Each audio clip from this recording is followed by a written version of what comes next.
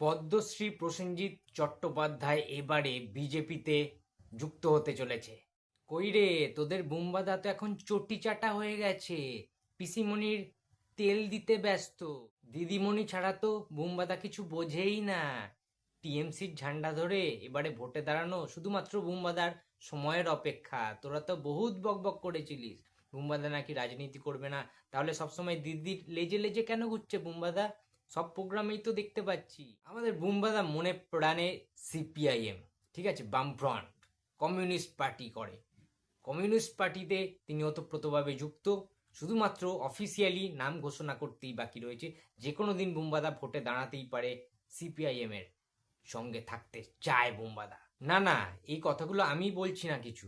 এই কথাগুলো যে সমস্ত অকৃতজ্ঞ ছোট লোক, নেমোঘাড়াম, চামার, জোচ্চোর, পলিটিশিয়ান, দালাল এবং সর্বোপরি প্রসেনজিৎ চট্টোপাধ্যায়ের যারা খারাপ চায়, অমঙ্গল চায়, যারা বুম্বাদার প্রকৃত হেটার্স, তাদেরকে প্রসেনজিৎ চট্টোপাধ্যায় স্বয়ং নিজে সপাটে থাপ্পড় কষিয়েছেন। তোমাদের সেটা দেখাচ্ছি, তারপরে আলোচনাটা করছি।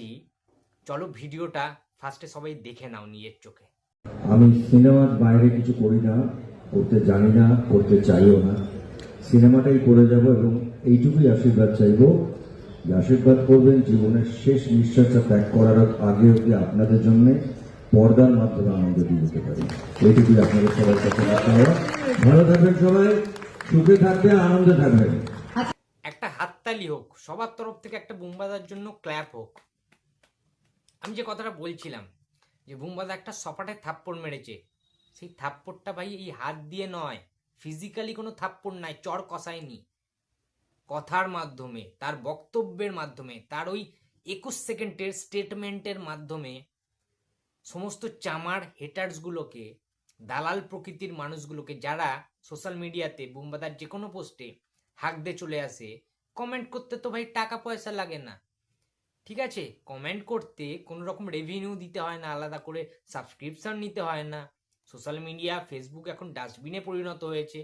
সুতরাং ফেসবুকে ভালো জিনিস দেখলে খারাপ মানুষের ভিড় চলে আসে কমেন্ট বক্সে, দেখবে তোমরা প্রচুর মাতব্বরগিরি লোকেদের অভাব হয় না, ঠিক আছে? অনেক মাতব্বরের জন্ম হয়, তখন তোমরা সেই মাতব্বরদের কমেন্টগুলো খালি দেখবে, তোমাদের গা কসকস করবে, ইচ্ছা করবে থাবড়ে দিই, কষিয়ে থাপ্পড় মারতে ইচ্ছা করে কিছু লোককে। তারা নিজেরা প্রোফাইলের মুখটাও দেখাতে চায় না, ঠিক আছে? এমন ছাগলের বাচ্চা প্রত্যেকজন। তারা প্রোফাইল লক করে রাখে বেশিরভাগ লোক। তারা নিজেদেরকে না উচ্চ শিক্ষিত মনে করে, অ্যাকচুয়ালি তারা যে কি শিক্ষিত সেটা আমরা খুব ভালো করে জানি, ঠিক আছে? তো যাই হোক, এই সমস্ত হনু জাতীয় যে লোকগুলো সোশ্যাল মিডিয়াতে আসে, ফেসবুকে, এই যে প্রসেনজিৎকে নিয়ে নানান রকমের কমেন্ট ফমেন্ট করে, তোমরা নিশ্চয়ই দেখেছো, বেশিরভাগই নেগেটিভ কমেন্ট। বুম্বাদাকে আমরা জানি প্রত্যেকে ভালোবাসে, শ্রদ্ধা করে, শুধু আজকে থেকে সেটা নয়।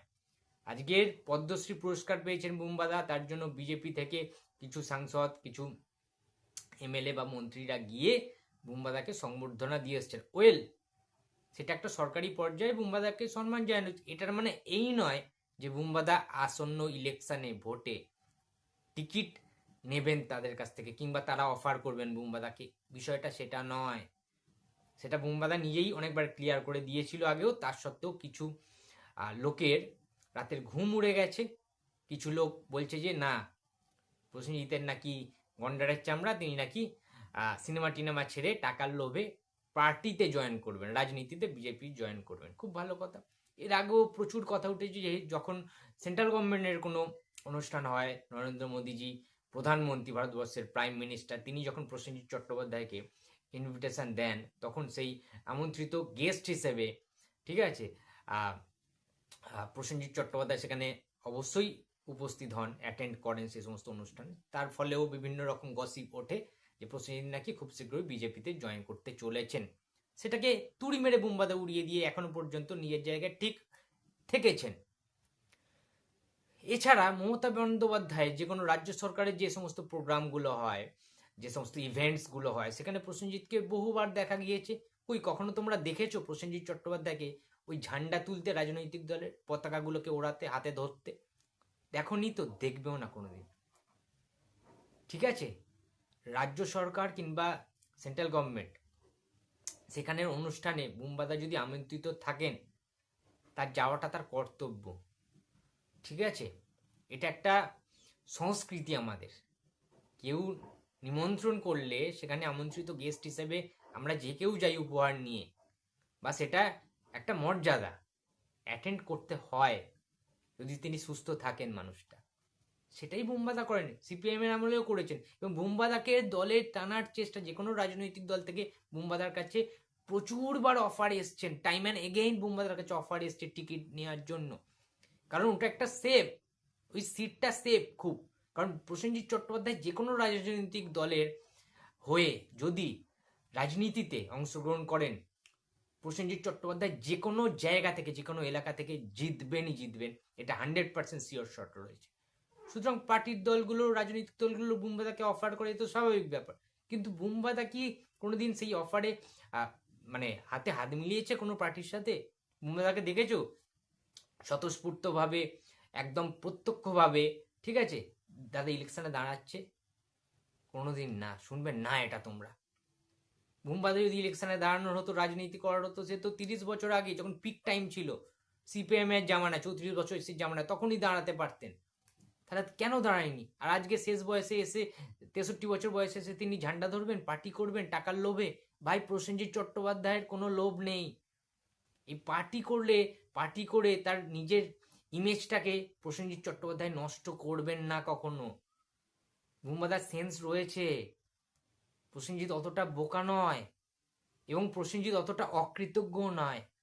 অকৃতজ্ঞ ইন দ্য সেন্স কেন আমি বললাম কথাটা, যে প্রসেনজিৎ চট্টোপাধ্যায় তার ওই লয়াল দর্শকদেরকে, ওই লয়াল যারা অডিয়েন্স রয়েছে, বুমবাদাকে যারা এত বছর ধরে ভালোবাসেন, 45 বছর ধরে যারা মাথায় তুলে রেখেছেন প্রসেনজিৎ চট্টোপাধ্যায়কে, নায়ক বানিয়েছেন, সুপারস্টার বানিয়েছেন, মেগাস্টার বানিয়েছেন, কিংবদন্তি বানিয়েছেন, তাদের স্বপ্নের নায়ক বানিয়েছেন, রঙিন পর্দার রাজপুত্র বানিয়েছেন, সম্রাট বানিয়েছেন, বাংলা সিনেমা ইন্ডাস্ট্রির রাজা বানিয়েছেন।